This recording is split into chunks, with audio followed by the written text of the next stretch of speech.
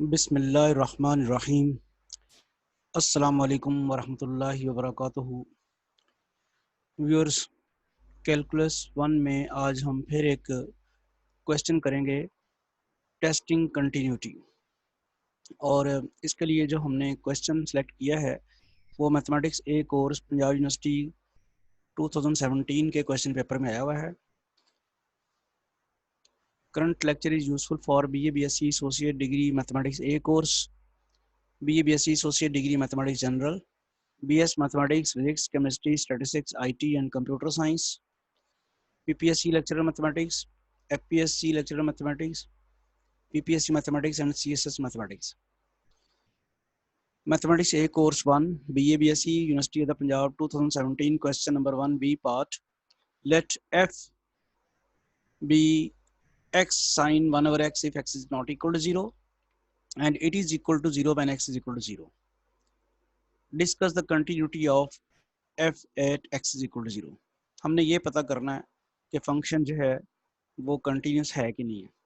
जब x 0 नहीं है तो फंक्शन की वैल्यू ये दी हुई है, और जब x 0 है तो ये इस फार्मूले की मदद से नहीं मालूम की हुई, ये उसने खुद दे दी हुई है, क्योंकि यहाँ तो हम x इक्वल 0 पुट कर ही नहीं सकते इसकी वजह से।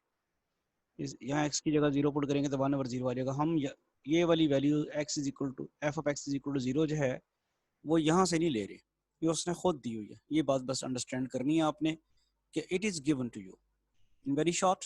Function is x sin 1 over x when x is not equal to 0. Function is 0 when x is equal to 0. It is given.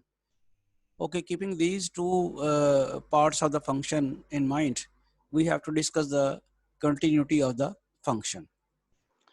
अब for all x belong to r minus 0, 0 तो हम put कर नहीं सकते हम इधर, तो अगर 0 को हम निकाल दें सारे रियल नंबर में से, तो रियल नंबर का सेट ले लें जिसमें 0 शामिल नहीं है, तो फिर हम सबको पता है कि साइन की वैल्यू जो है -1 और 1 के दरमियान लाई करती है। अब हम राइट हैंड लिमिट ज़रा मालूम करते हैं 0 के ऊपर। तो राइट हैंड लिमिट जो है उसके लिए हमें 0 से बड़ी वैल्यूज़ की तरफ से आना होता है, और वो 0 से बड़ी वैल्यूज़ जो हैं वो 0 के राइट हैंड की तरफ हैं, इसलिए इसको हम क्या कहते हैं, राइट हैंड लिमिट। और यहाँ x जो है वो क्या होगा, ग्रेटर देन 0 होगा। अब x जब ग्रेटर देन 0 है तो फिर इनइक्वालिटी को मल्टीप्लाई कराएं उस x के साथ, तो उस इनइक्वालिटी का साइन चेंज नहीं होता। चूंकि x ये इसलिए करना ज़रूरी है कि इनइक्वालिटी का साइन चेंज हो जाता है अगर x ग्रेटर देन 0 ना हो, लेस देन 0 हो तो। अच्छा, x से मल्टीप्लाई इसलिए करवा रहे हैं कि आप देख रहे हैं कि कंटिन्यूटी आप जिसकी चेक करना चाहते हैं फंक्शन की, वो उसमें जो साइन 1 और x के साथ x भी है मल्टीप्लाइड, इसलिए हम x के साथ इसको मल्टीप्लाई करा रहे हैं। ठीक है, तो अब चलते हैं ज़रा आगे। तो x greater than 0, then from 1 we have, जो हमारे पास 1 फंक्शन दिया हुआ है उसको हम अगर गौर से देखें और उसके मुताबिक हम चलते हैं, f(x) ग्रेटर देन 0, ये जो 1 आपके पास दी है inequality -1 sin 1 over x lies between -1 and 1, तो x ग्रेटर देन 0 को जब इससे मल्टीप्लाई कराएंगे तो जैसे मैंने अभी बताया आपको कि इनइक्वालिटी का साइन चेंज नहीं होगा, तो आ जाएगा -x लेसर और equal to x sin 1 over x lesser और इक्वल टू x। लिमिट लेते हैं। अब लिमिट जो है, सही बात है, आपने केस लिया हुआ है x ग्रेटर देन 0, 0 से राइट हैंड साइड की तरफ का, तो उसको डिस्टिंग्विश करने के लिए हमने लिखा हुआ है लिमिट x अप्रोचेस 0 प्लस।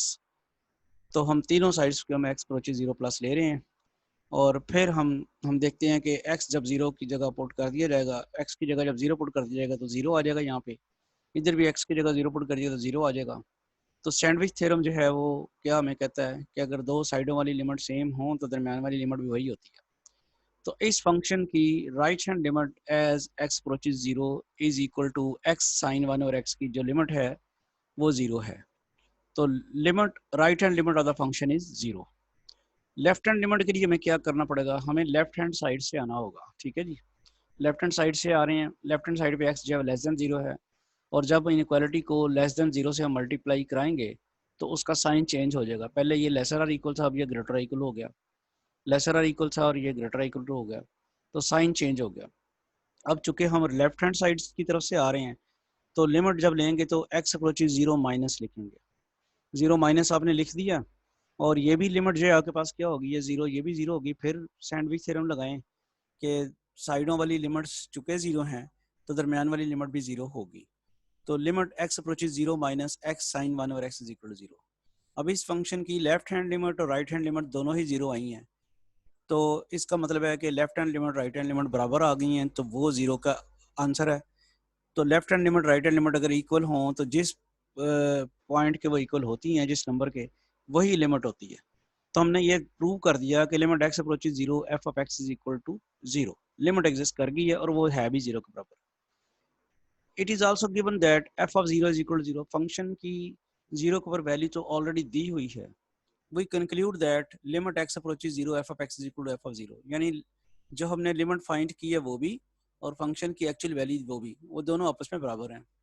और अगर दोनों आपस में बराबर हैं तो फंक्शन j वाला दिया जो हुआ था वो फिर क्या हो गया, कंटिन्यूस हो गया at x is equal to zero.